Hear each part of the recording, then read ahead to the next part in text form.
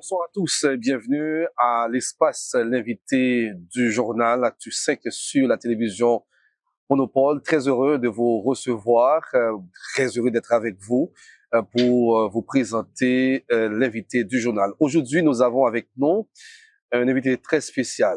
C'est quelqu'un qui est en Haïti dans le cadre de la mission en appui à la sécurité. Il s'appelle Jacques Mbaka. C'est avec lui qu'on va débattre beaucoup de sujets aujourd'hui en ce qui concerne la sécurité. Monsieur Jacques, bonsoir et merci de répondre à la question. Bonsoir à tout le monde. Je suis vraiment honoré d'être ici avec la télévision Monopole. Merci beaucoup et bienvenue. Une première question, est-ce que c'est votre première visite en Haïti ou du moins est-ce que vous avez déjà visité Haïti bien avant votre mission ici en Haïti? Bon, merci beaucoup pour cette question-là. Mais pour moi, c'était mon première visite ici en Haïti quand nous sommes arrivés ici l'année passée au mois de juin. Donc, c'était mon première visite officiellement ici en Haïti. Mais est-ce que vous avez déjà entendu parler d'Haïti bien avant de débarquer dans notre pays? Bien sûr, Haïti, c'est un pays bien connu par tout le monde parce que c'était le premier pays d'avoir gagné leur indépendance. Et nous, comme les Kenyans, nous aimons Haïti parce que c'est eux qui nous ont encouragés de combattre les colonisateurs pour notre indépendance. Donc Haïti est bien connu et j'étais vraiment très au courant Haïti et je suis content que je suis ici maintenant. Mais je ne savais pas que j'allais être ici, mais grâce à Dieu, voilà, je suis là. Vous dites grâce à Dieu, apparemment, Kenya me semble un pays très religieux. C'est vrai, parce que même quand nous sommes venus ici avant notre départ au Kenya, notre président, William Ruto, il a prié pour nous. Et si vous pouvez vous souvenir, quand Ruto, le président, est venu ici en Haïti au mois de septembre l'année passée, il a fait la même chose. Et chaque fois que les contingents kenyans arrivent à l'aéroport, ils doivent prier. Donc, nous sommes les pays, nous aimons beaucoup à prier, c'est ça.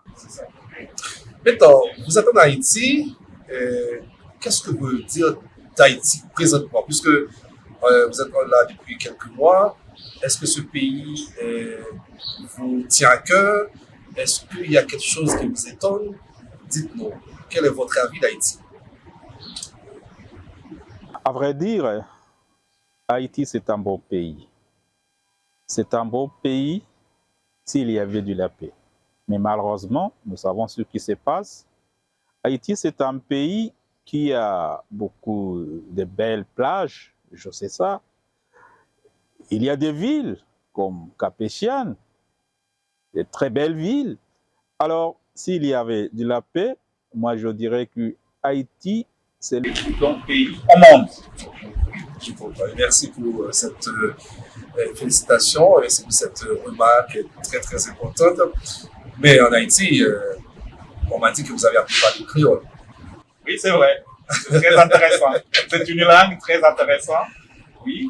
Et chaque fois, quand je rencontre un haïtien, je dois parler avec lui en créole. Ah, oui. C'est-à-dire... Même à la base, là, on nous apprend la créole. Oui, oui. Si je comprends bien, vous avez retenu quelques mots en créole, par exemple. Par exemple, tu m'étonnes à parler en créole à la télévision? Oui, je vais le faire. J'ai déjà appris quelques mots en créole, par exemple. Je peux saluer quelqu'un, bon bagay. Ah oui, bon bagay, c'est quelque chose qui est bon. Oui, c'est ça, bon bagay. Et puis, pour saluer quelqu'un aussi, je peux dire poser pour ma café, vous voyez. Et c'est vraiment très intéressant, mais parce que la première chose que j'ai remarqué ici, tout le monde parle le créole. Nous, chez nous, on parle swahili et anglais. Donc, pour la population, swahili, c'est une langue officielle. Donc, bon, c'est pas la langue maternelle, mais c'est comme la langue officielle dans le pays. À part du anglais qui est national. Mm-hmm. Oui. Bon, mais merci d'apprendre des mots créoles, c'est intéressant. Hein? c'est vraiment très intéressant. Oui. Oui. Maintenant, quand vous avez en tête, ou bien quand on vous a sélectionné pour venir en Haïti, dans le cadre de cette mission, afin de combattre les gangs, vous vous dites quoi exactement? Tu peux répéter? Je n'ai pas bien compris Ok. la question là. Quand on vous a sélectionné dans le cadre de cette mission Oui. pour venir en Haïti, Oui. vous avez pensé à quoi? Est-ce que vous avez une idée de la situation dans laquelle nous vivons? Ou bien est-ce que vous dites, quand vous êtes arrivé en Haïti, la situation nous dépasse? Bon, la première chose, quand on a entendu parler d'Haïti, et quand on nous a indiqué que nous avons travaillé En Haïti, on a fait beaucoup de recherches. On a beaucoup lu sur Haïti. J'ai pris beaucoup de choses sur Haïti, les gangs ici en Haïti. Donc, je n'étais pas étonné quand je suis arrivé ici en Haïti. Je n'étais pas tout à fait étonné. C'était très clair pour moi ce qui se passe ici en Haïti, comment les gangs s'organisent. ici en Haïti, donc je ne suis pas tellement. Maintenant, dans le cadre de votre mission, on a commencé par quoi exactement? Dans le cadre des opérations, puisque là, il y a certaines personnes qui se plaignent des lenteurs, certaines lenteurs remarquées dans les différentes opérations, question de tacler, de pouvoir attaquer les gangs. Mon cher ami, il faut bien constater que cette mission est vraiment très spécifique. C'est une mission qui est un pôle différent des autres missions de l'USN. Par exemple, pour cette mission, on nous a donné le mandat. Et le mandat est vraiment très spécifique. C'est supporter la PNH, c'est-à-dire travailler Main dans la main avec la PNH. Ce n'est pas comme les autres missions tunisiennes. Donc, ce que nous avons fait comme premier groupe qui est arrivé ici l'année passée, au mois de juin. La première phase, c'est la phase de déploiement, c'est-à-dire nous accueillir les contingents des autres pays qui arrivent ici en Haïti. Donc, cette phase-là a pris à peu près 5 mois. Après la première phase, c'est la deuxième phase. C'est la phase des opérations cibles, des opérations décisives. Et c'est ce que nous en montrant maintenant de commencer. Au début de cette année, au mois de janvier, on a commencé les opérations cibles. Et les opérations vont continuer comme ça pour la troisième phase, qui est la phase de stabilisation. Stabilisation, c'est-à-dire que maintenant, on a déjà, disons, on a déjà sécurisé les endroits où les bandits occupaient. Maintenant, nous pouvons faire la stabilisation. Après la stabilisation, c'est la transition. Transition, c'est-à-dire que s'il y a des élections, ici, il faut avoir des élections, on va avoir des élections avec, comme on a indiqué dans le mandat. C'est ça les 4 phases que nous avons ici. Mais la population haïtienne ne savent pas ça.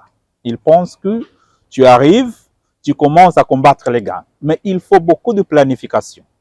Il y avait, un instant, il y avait un défi à quelque part. On ne pouvait pas vraiment communiquer avec les policiers haïtiens. Donc, il fallait commencer avec la langue. Il fallait commencer à prendre la culture. Il fallait commencer pendant la phase de déploiement. On a commencé avec la maîtrisage du terrain. Et même comme on conduit ici, on conduit à gauche, n'est-ce pas? Chez nous, c'est à droite. Donc, il faut quand même aussi apprécier le terrain. Donc, on a fait tout ça pendant la phase de déploiement. Maintenant, nous sommes au courant, nous sommes bien formés, c'est ce qui se passe ici en Haïti. C'est pour cela qu'on a commencé maintenant la phase des opérations décisives. Maintenant, en ce qui concerne l'opération à Keskov, oui. Il y a des rumeurs qui circulent en ce qui concerne cette opération, apparemment, et on a appris qu'il y avait des policiers kenyans qui ont tiré sur un policier, il y a eu la mort des policiers kenyans, et vous, au niveau de la mission, quel est votre avis à propos, par rapport à toutes ces rumeurs?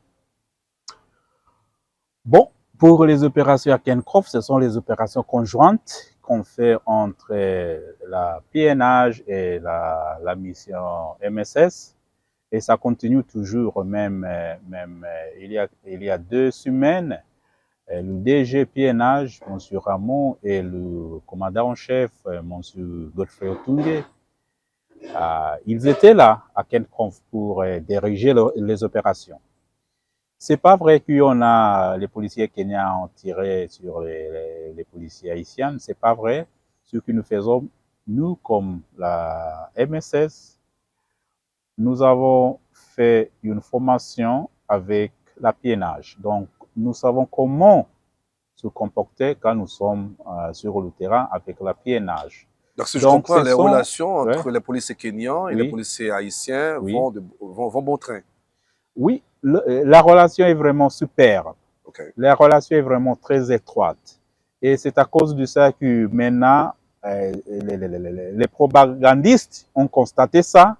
Et pour faire comme une distraction, ils commencent maintenant à se propager les rumeurs, comme ce qui se passe à Kenskof. Rien comme ça. Donc, vous dites que ce sont des rumeurs. Il n'y a pas eu mort des policiers kenyans, ni il n'y a pas eu de policiers kenyans qui ont tiré sur un policier Utag. Non, non, ce sont des rumeurs, ce sont les propagandistes.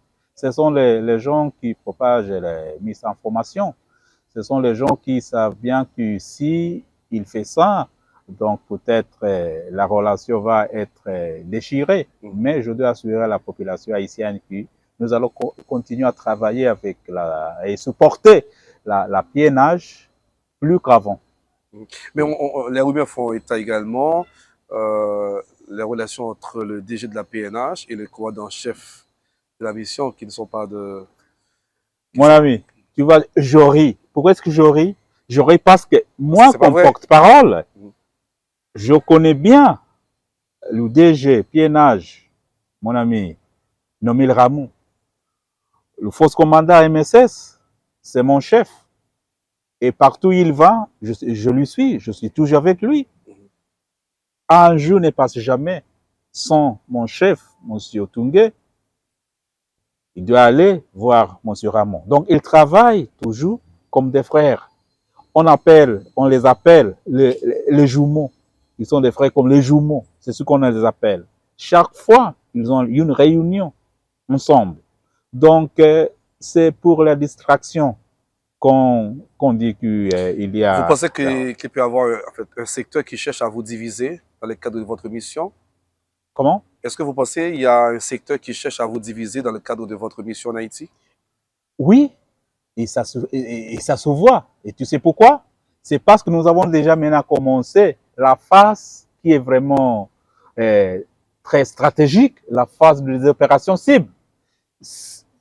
Avant les opérations cibles, ce n'était pas comme ça. Mais maintenant, c'est quand nous commençons maintenant à travailler comme un essai. Pourquoi? Parce qu'on a déjà livré beaucoup d'équipements que nous n'avons pas auparavant. Maintenant, nous avons des équipements, nous avons des matériaux, nous avons des armes. La semaine passée, les États-Unis a livré ici à l'aéroport, il a livré à la base 20 véhicules blindés mortels. C'est ce que nous allons maintenant commencer à... Quand vous parlez mortel, ça veut dire quoi? Mortel, ça te dit les véhicules à tout ce que nous avons besoin. Okay. C'est pas comme les autres véhicules que nous avons reçus. Donc maintenant, vous êtes mieux armés pour affronter les gangs, si je comprends. Nous sommes maintenant bien armés pour confronter les gangs. C'est pas comme auparavant. Donc c'est pour cela que les ondits pensent que lorsqu'ils propagent les rumeurs là, nous allons maintenant être détruits pour regarder ailleurs. Notre stratégie est très claire. Maintenant, c'est combattre les gangs, aller arrêter les leaders des gangs, aller pacifier les zones rouges des gangs et aussi nous installer parmi la population haïtienne. C'est pour cela que je parlais de la création des bases opérationnelles avancées. C'est très clair, nous allons rester sur le terrain. Nous allons rester à Solino. Nous allons rester à Kenkof. Nous sommes maintenant à Port-Sondé et nous allons rester à Matissan. Nous allons rester à Nazone. Donc vous allez consolider ces territoires une fois que vous intervenez avec votre équipe. Donc vous allez rester consolider ces acquis. Voilà. Et c'est ça la stratégie que nous suivons. Oui. Donc maintenant, en ce qui concerne des hélicoptères qu'on a remis à la mission, il y a certains qui pensent que ces hélicoptères ne participent pas au combat. Qu'est-ce que vous voulez répondre par rapport à Ils ont raison. Les hélicoptères ne sont pas pour les combats. Comme vous avez constaté, au mois d'octobre, un de nos policiers était blessé. Ouais. Et à cause du... Il est toujours là avec nous, mais il est toujours là avec nous. On a l'amené jusqu'à la République dominicaine. Ouais. Et ce n'était pas facile pour même le transporter jusque-là. Donc, les hélicoptères sont ici pour Medivac et Cassavac. C'est pour les évacuations.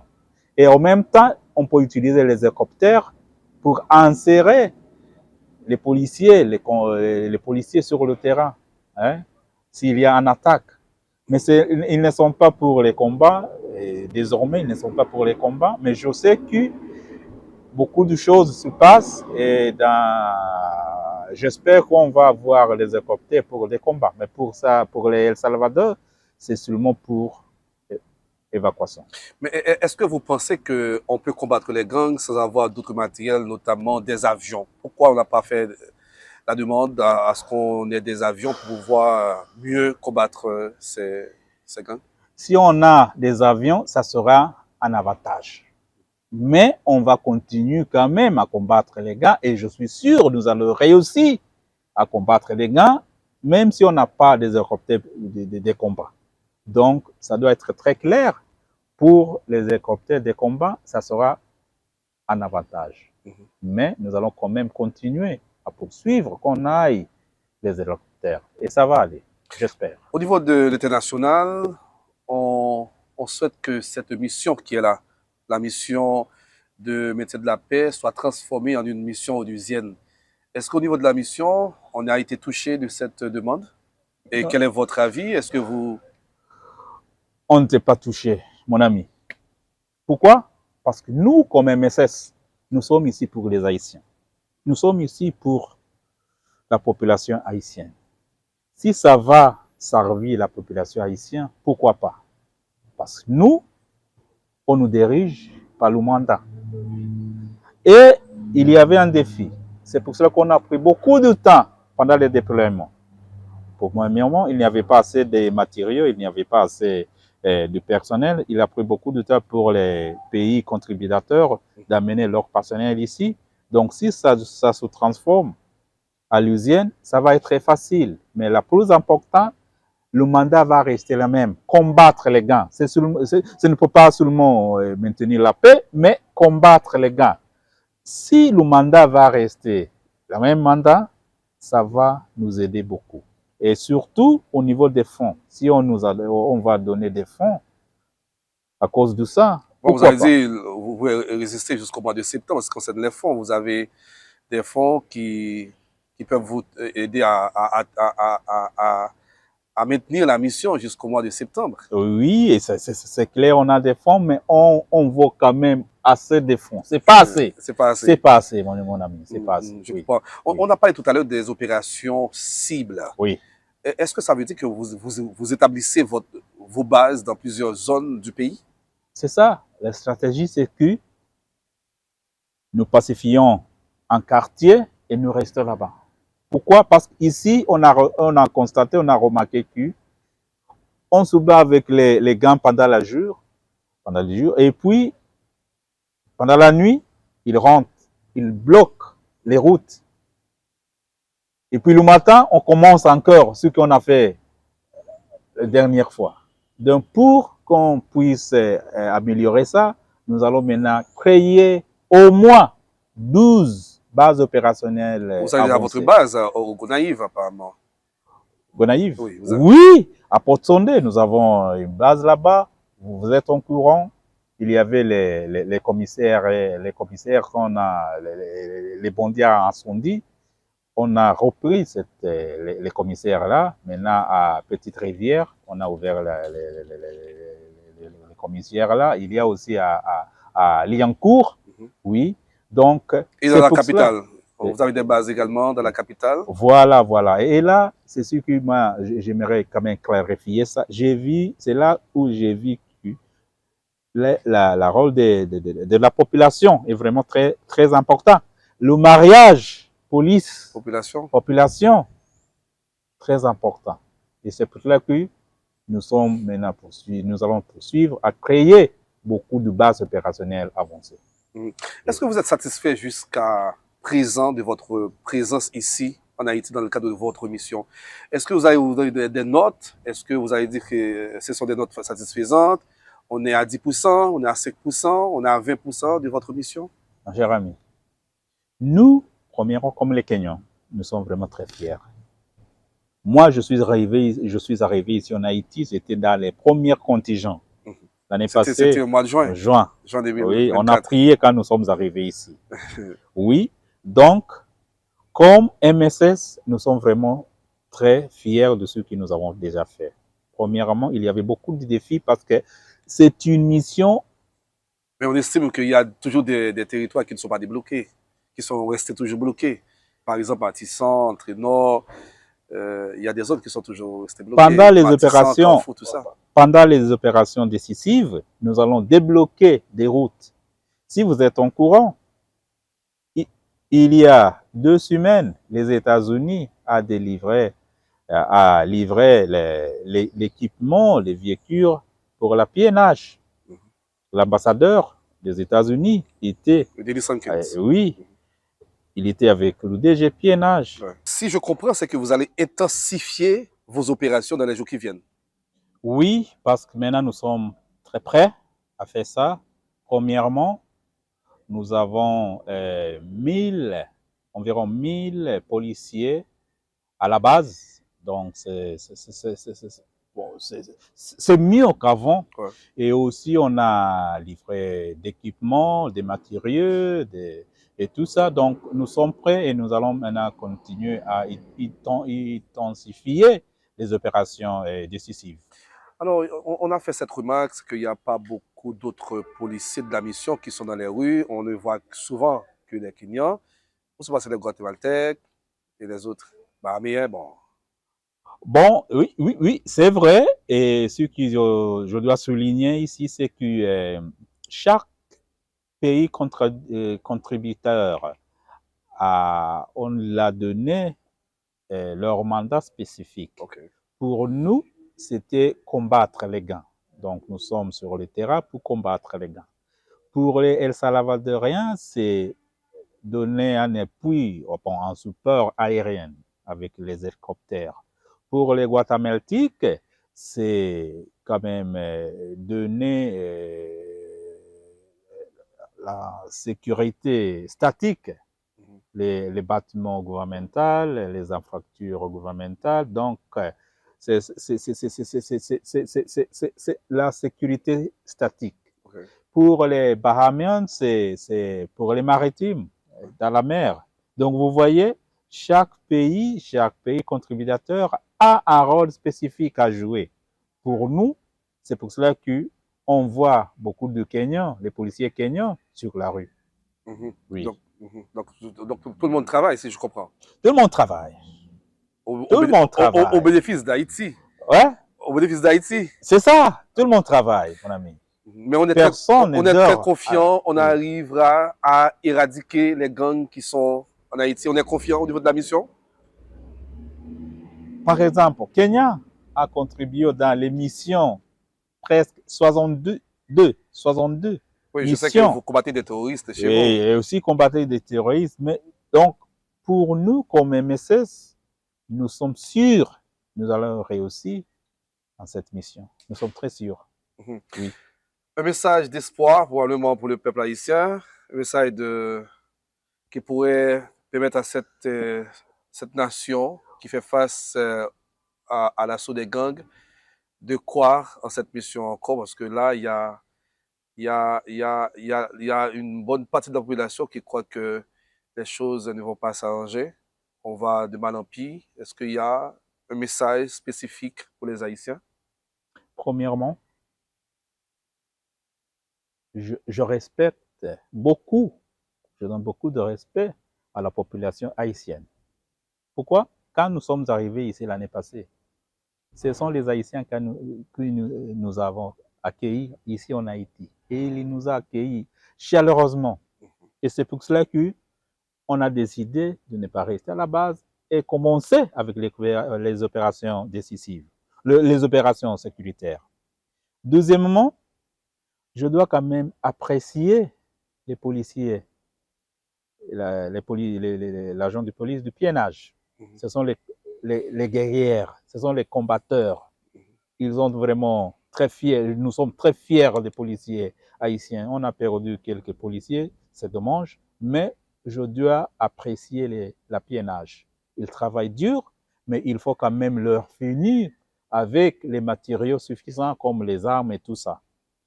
Pour la population haïtienne, ce que je veux demander de vous, c'est avoir un peu de patience. Il ne faut jamais perdre l'espoir. Il faut croire aussi en Dieu, parce qu'avec tout ça, nous allons réussir et notre réussite, c'est votre réussite. La même chose avec la piénage.